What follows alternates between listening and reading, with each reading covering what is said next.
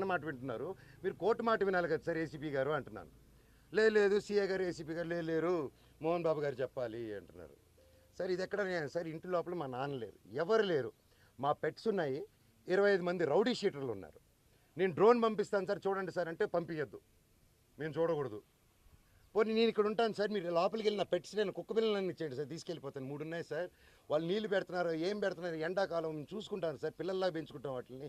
మేము నా కాదు మీరు వెళ్ళి తండ్రి సరే దండం పెట్టుకున్నాను, కాలు పట్టుకుంటాను సార్ అన్నాను నేను. కళ్ళల్లో నీళ్ళు వచ్చేసింది, ఆ పెట్స్ వచ్చేసి గేటు సందుల్లో మీకు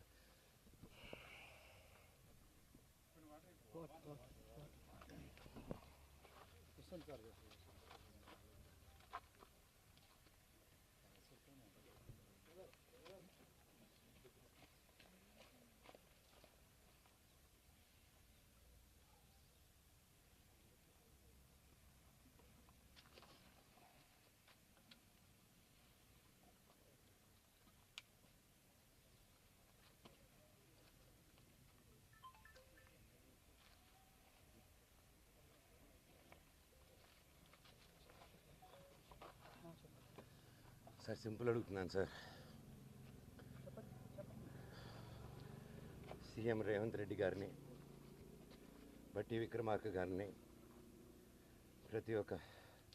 ప్రతి ఒక్కరిని, లీడర్స్ని, పోలీస్ డిపార్ట్మెంట్ని, కోర్టులని, కలెక్టరేట్ని, హ్యూమన్ రైట్స్ని, ఇది అన్యాయం అండి. కోర్టు ఆర్డర్లతో వచ్చినా కూడా అలో చేయట్లేదు. గొడవ జరగలేదు, నా ఇంటికి వెళ్తుంటే నన్ను అలో చేయట్లేదు. దీనికి పరిష్కారం ఏంటో చెప్పండి సార్ నాకు, అంతే అడుగుతున్నాను. నాకు సిఏ గారు ఏసీపీ గారు నన్ను ఎందుకు ఈరోజు అలో చేయలేదని మాత్రం నాకు ఒక లెటర్ ఇస్తే నేను వెళ్ళి జడ్జికి పెట్టుకుంటాను సార్.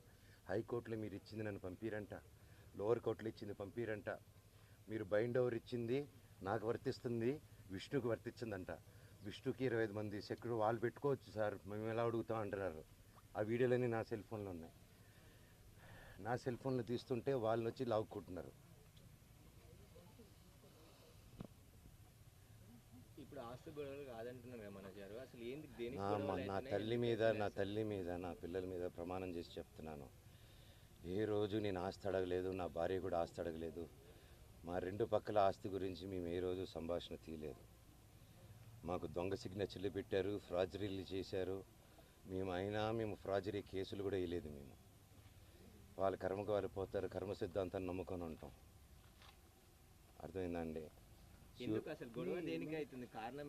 కుళ్ళు అండి, చిన్నప్పటి నుంచి నేనంటే కుళ్ళు. నా జుట్టు విష్ణు చేతికి వెళ్ళాలి, నా జుట్టు మనో జుట్టు నా చేతికి కావాలి నాయన అంటే, సరే బిడ్డ వాడి జుట్టు నీకు ఇస్తారని మాట ఇచ్చారు. అంతకు మించి నేను అది ఇవ్వట్లేదు. క్యాంపస్ది అడిగాను, చేసే మనీ స్విండలింగ్ గురించి అడిగాను, ఆ డబ్బు విష్ణు చేసే దొంగతనాల గురించి అడిగాను, పిల్లల దగ్గర దోచుకునే దాని గురించి అడిగాను, లోకల్ ప్రజలను దోచుకునేది అడిగాను, ప్రూఫ్లు హ్యాండ్ ఓవర్ చేశాను, అన్నీ చేస్తున్నాను సార్.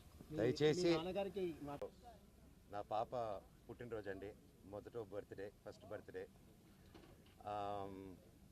మేము వీళ్ళ సైడ్ నుంచి ఏం కోరట్లేదు, ఏది అడగట్లేదు. ఫస్ట్ నుంచి I'm very clear about it. కావాలన్నీ ఇది ఫ్యామిలీ గొడవగా మార్చి అందరినీ పిచ్చోలు చేయడం తప్ప ఇంకేది లేదు. సో పాత విషయాలు పక్కన పెడితే, మార్చ్ 27th మీకు ఆర్డర్ చెప్పేస్తాను క్లుప్తంగా. మార్చ్ 27 నేను పాడి షరీఫ్ సిఐ గారికి ఫోన్ చేశాను, 100కి డైల్ చేశాను. ఎందుకంటే నాకు మనుషులు జమ అవుతున్నారు ఇంటి బయట. సార్ నేను నా భార్య పిల్లలు ఉన్నాం ఇక్కడ,